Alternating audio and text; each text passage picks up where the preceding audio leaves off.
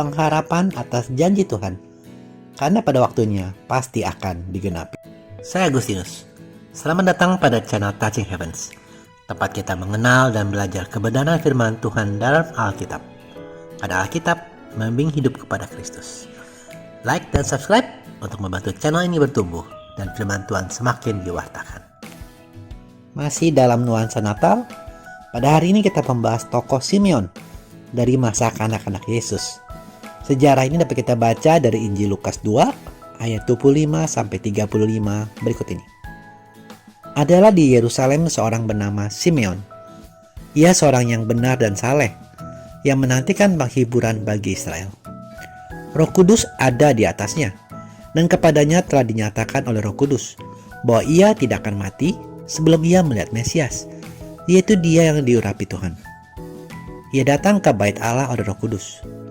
Ketika Yesus, anak itu, dibawa masuk oleh orang tuanya untuk melakukan kepadanya apa yang ditentukan hukum Taurat, ia menyambut anak itu dan menantangnya sambil memuji Allah. Katanya, "Sekarang, Tuhan, biarlah hamba-Mu ini pergi dalam damai sejahtera, sesuai dengan firman-Mu.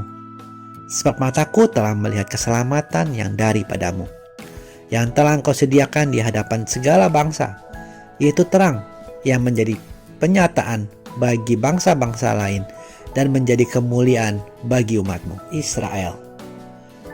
Dan bapa serta ibunya amat heran akan segala apa yang dikatakan tentang dia. Lalu Simeon memberkati mereka dan berkata kepada Maria, ibu anak itu, "Sesungguhnya anak ini ditentukan untuk menjatuhkan atau membangkitkan banyak orang di Israel, dan untuk menjadi suatu tanda yang menimbulkan perbantahan, dan suatu pedang akan menembus jiwamu sendiri, supaya menjadi nyata pikiran hati banyak orang." Jika kita membaca sejarah Simeon tadi dalam Injil Lukas, tidak ada petunjuk tentang jabatan ataupun usia Simeon. Namun dipercayai bahwa Simeon adalah seorang imam, karena faktanya ia berada di bait Allah dan memberkati Yusuf dan Maria serta bayi Yesus. Dan kita tahu hanya seorang imam yang bisa memberkati. Kemudian tertulis bahwa ia tidak akan mati sebelum melihat Mesias. Ini hanya indikasi usianya yang tua, namun tidak ada dasar untuk menebak detail berapa usia Simeon. Simeon menantikan datangnya Mesias yang akan memulihkan keadaan bangsa Israel. Penantian Simeon ini tidak hanya 1 atau 2 hari saja, atau bukan dalam hitungan bulan, tetapi ia sudah menantikan datangnya Mesias selama bertahun-tahun lamanya. Simeon percaya dan teguh memegang janji Allah kepadanya, bahwa Simeon tidak akan mati sebelum ia melihat Mesias. Pengharapan Simeon ini tidak sia-sia, dan terwujud saat dia bertemu dengan anak-anak Yesus yang dibawa oleh Maria dan Yusuf ke bait Allah. Hati Simeon dipenuhi dengan sukacita ketika dia bisa melihat langsung Yesus Sang Juru Selamat, Mesias, yang selama ini dia nantikan. Teman-teman, apakah Anda juga sedang menantikan janji Allah? Pastinya iya. Mungkin kita semua menantikan keadaan dunia yang dipulihkan dari pandemi ini. Atau Anda menantikan janji Allah yang lebih personal, seperti pasangan hidup, atau buah hati, atau bisa juga pemulihan bisnis atau pekerjaan yang lebih baik. Atau Anda menantikan kesembuhan.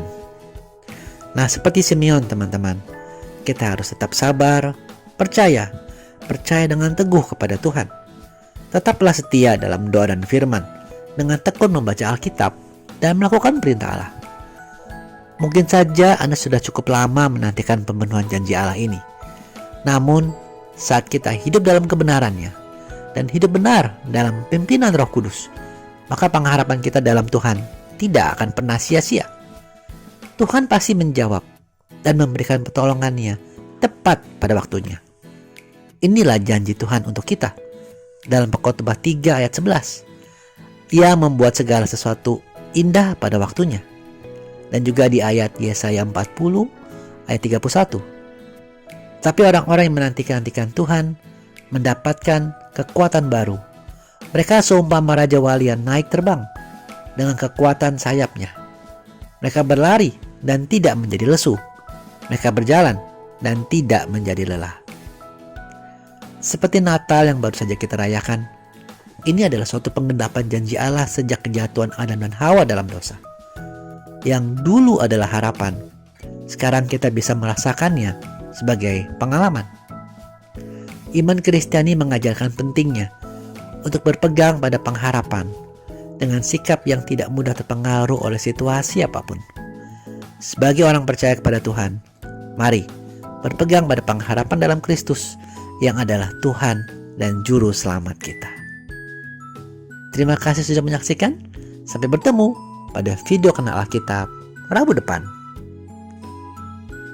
Kasih karunia Tuhan Yesus Kristus menyertai Anda sekalian. Amin.